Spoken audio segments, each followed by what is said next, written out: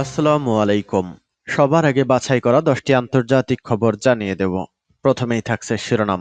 তবে তার আগে অনুরোধ থাকবে ভিডিওটিতে একটি লাইক দিবেন।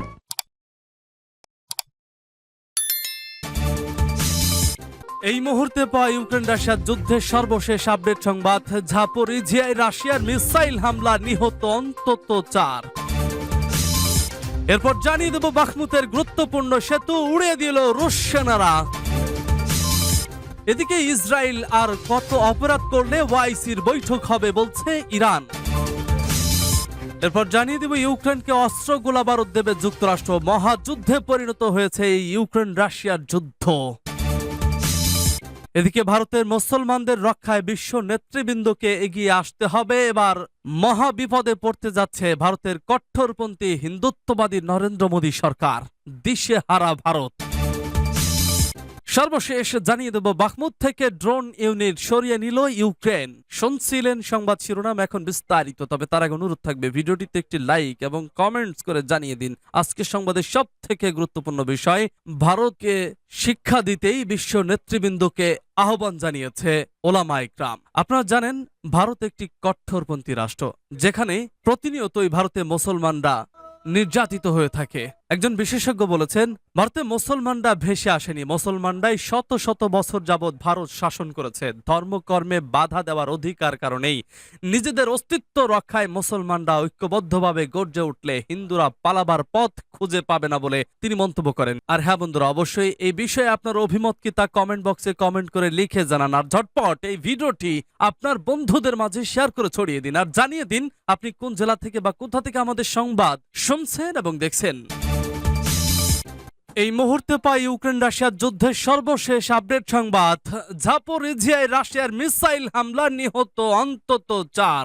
রুশ ভূখণ্ডে হামলা নিয়ে উত্তেজনার মাঝে ইউক্রেনে হামলা জোরদার করেছে পুতিন প্রশাসন। বৃহস্পতিবার জাপোরিজিয়ায় বেসামরিক ভবনে মিসাইল হামলা চালায় মস্কো। এতে প্রাণ হারিয়েছে কমপক্ষে 4 জন, গুরুতর আহত আরো 8 জন। রয়টার্সের খবর। ইউক্রেনের দাবি করেছে সামরিক বেসামরিক স্থাপনা এবং বিদ্যুৎ কেন্দ্র লক্ষ্য করে হামলা চালাচ্ছে রুশ সেনারা। গেল 24 ঘন্টায় 170টি হামলা প্রতিহতের কথা জানিয়েছে সেনারা। এদিকে কৌশলগতভাবে গুরুত্বপূর্ণ অঞ্চল বাখমুতের রাশিয়ার জোরালো হামলায় কঠিন সময় পার করছে ইউক্রেনের ফ্রন্ট লাইনের সেনারা। ক্রমেই অঞ্চলটিকে নিজেদের নিয়ন্ত্রণে নিচ্ছে দখলদাররা। 3 দিক থেকে শহরটিকে ঘিরে ফেলার কথা নিশ্চিত করেছে কিয়েভ। মিসাইল হামলার আতঙ্কে এলাকা ছাড়ছেন বাসিন্দারা, তবে এখনো রণক্ষেত্রে তাদের মোকাবেলা করছে ইউক্রেনীয় সেনারা। বাখমুতের গুরুত্বপূর্ণ সেতু উড়িয়ে দিল রুশ সেনারা। নিজেদের নিয়ন্ত্রণে নিতে বৃহস্পতিবার গভীর রাতে ইউক্রেনের বাখমুত শহরের ক্রোমোভ গ্রামের একটি সংযোগ সেতু বিস্ফোরণে উড়িয়ে দিয়েছে রুশ বাহিনী। শুক্রবার দনেতস্ক অঞ্চলের পুলিশের বরাতে সিএনএন এ খবর প্রকাশ করেছে। কনস্তান্তিনিভকা শহরের পুলিশ জানিয়েছে যোগাযোগ ব্যবস্থায় সেতুটি খুবই গুরুত্বপূর্ণ, আশা করা যাচ্ছে শিগগিরই এটি মেরামত করা হবে। তিনি জানান বাখমুত শহর ও ক্রোমোভ গ্রামের এটি একমাত্র সংযোগ সেতু। জনসাধারণের চলাচল ও যুদ্ধের গোলাবারুদ সরবরাহের জন্য এই সেতু ব্যবহার হয়ে থাকে। সেতুটি বাখমুত থেকে চাশিব ইয়ার শহরেরও শেষ প্রধান সরবরাহ পথ পুলিশ জানিয়েছে। সেনাবাহিনী এখনো ময়লা রাস্তা ও মাঠের মাধ্যমে শহরের প্রবেশ করতে পারে। রাশিয়ান বাহিনী বাখমুতের দিকে অগ্রসর হচ্ছে, কিন্তু ইউক্রেনের সামরিক বাহিনী বলেছে তারা শহরটি এখনো ধরে রেখেছে, সেখান থেকে তারা পিছু হটার পরিকল্পনাও করছে না।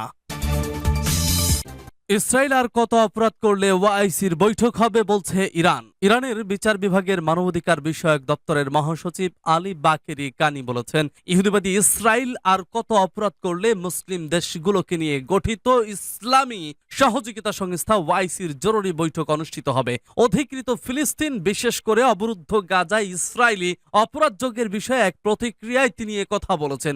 ইসরায়েল গাজায় যে বর্বরচিত আগ্রাসন চালাচ্ছে তা মানবতা বিরোধী যুদ্ধাপরাধ এবং বংশ নিধনযোগ্য ছাড়া আর কিছুই নয়। দখলদার ইসরায়েল বর্তমান যুগের সবচেয়ে অত্যাধুনিক যুদ্ধাস্ত্র দিয়ে গাজার আবাসিক এলাকা একের পর এক ধ্বংস করে চলেছে।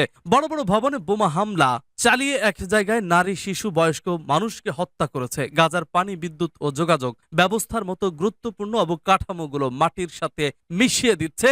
ইসরায়েলের মানবাধিকার লঙ্ঘনের মাত্রা এতটাই ছাড়িয়ে গেছে যে মুসলিম দেশগুলোর পক্ষ থেকে এ বিষয়ে জরুরি পদক্ষেপ নেওয়া দরকার হয়ে পড়েছে। তারা সর্বনিম্ন যে কাজ করতে পারে সেটা হচ্ছে মজলুম ফিলিস্তিনিদের সমর্থনে ওআইসির জরুরি বৈঠক ডাকা, যাতে করে তারা গাজায় ইসরায়েলের অপরাধযোগ্যের বিষয়টি আন্তর্জাতিক অঙ্গনে তুলে ধরতে পারে। বাস্তবতা হচ্ছে কয়েকটি আরব দেশের নতজানু নীতি এবং তাদের সমর্থনের কারণে দখলদার ইসরায়েল ও আমেরিকা বেপরোয়া হয়ে উঠেছে। ফিলিস্তিন বিরোধী এ চক্রটি মুসলিম বিশ্বের প্রধান সমস্যা হিসেবে ফিলিস্তিন ইস্যুটি ম্লান করে দেওয়ার চেষ্টা করেছে। এ লক্ষ্যে তারা ডিল অব দ্য সেঞ্চুরি পরিকল্পনা তুলে ধরেছে এবং ইসরায়েলের সঙ্গে আরব দেশগুলোর সম্পর্ক স্বাভাবিক করার চেষ্টা করছে। সূত্র পার্টস টুডে। ইউক্রেনকে অস্ত্র গোলাবারুদ দেবে যুক্তরাষ্ট্র। যুক্তরাষ্ট্র যুদ্ধ বিধ্বস্তে ইউক্রেনের জন্য শুক্রবার একটি নতুন সহায়তা প্যাকেজের ঘোষণা দিচ্ছে। রুশ আগ্রাসী বাহিনীর বিরুদ্ধে লড়াইয়ের সহায়তার জন্য দেওয়া এসব অস্ত্রের মধ্যে প্রধানত থাকছে গোলাবারুদ। হোয়াইট হাউস কথা জানিয়েছে। বৃহস্পতিবার যুক্তরাষ্ট্রের জাতীয় নিরাপত্তা পরিষদের মুখপাত্র জন কির্বি বলেন, আগামীকাল শুধু একতরফাভাবে যুক্তরাষ্ট্র ইউক্রেনের জন্য আরেক দফা সহায়তা প্যাকেজের ঘোষণা দিতে যাচ্ছে। তিনি আরো বলেন, এই সহায়তা প্যাকেজের অস্ত্রের বেশিরভাগই গোলাবারুদ, যা ইউক্রেনের যোদ্ধাদের কাছে থাকা সিস্টেমগুলোর জন্য প্রয়োজন হবে, বিশেষ করে নির্ভুল রকেট লঞ্চার হিমার্সের জন্য।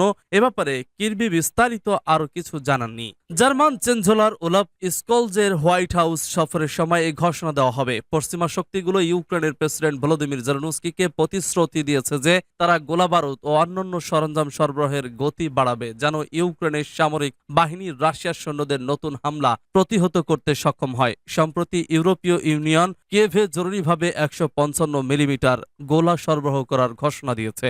সূত্র এএফপি বাসস। ভারতের মুসলমানদের রক্ষায় বিশ্ব নেতৃবৃন্দকে এগিয়ে আসতে হবে।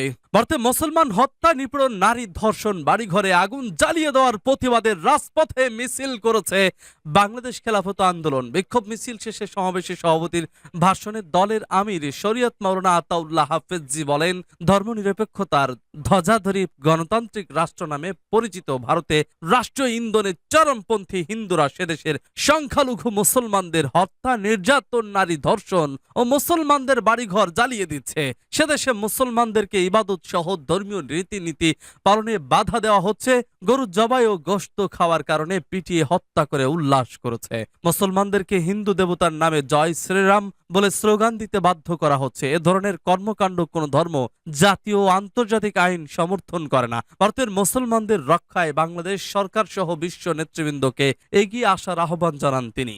বিকেলে ঢাকার কামরাঙ্গীরচরে ভারতের মুসলমান হত্যা, নিপীড়ন, নারী ধর্ষণ, বাড়িঘরে আগুন জ্বালিয়ে দেওয়ার প্রতিবাদে বাংলাদেশ খেলাফত আন্দোলনের বিক্ষোভ মিছিল শেষে সমাবেশে সভাপতির ভাষণে তিনি এসব কথা বলেন। সভায় বক্তব্য রাখেন দলের মহাসচিব মাওলানা হাবিবুল্লাহ মিয়াজি, নায়েবে আমির মাওলানা মজিবুর রহমান হামিদি, সাংগঠনিক সম্পাদক মুফতি সুলতান মহিউদ্দিন, মাওলানা সাজিদুর রহমান ফয়েজি, মাওলানা সাইফুল ইসলাম সুনামগঞ্জি, মুফতি আফম আকরম হুসাইন ও ইব্রাহিম খলিল নোমানি প্রমুখ। মাওলানা হাবিবুল্লাহ মিয়াজি বলেন, কঠোর হিন্দুত্ববাদী দল বিজেপির রাষ্ট্রীয় ক্ষমতায় আসার পরপরই ভারতে মুসলিম বিরোধী সাম্প্রদায়িক সহিংস ঘটনা ব্যাপকভাবে বেড়ে গেছে। উগ্রপন্থী বিজেপি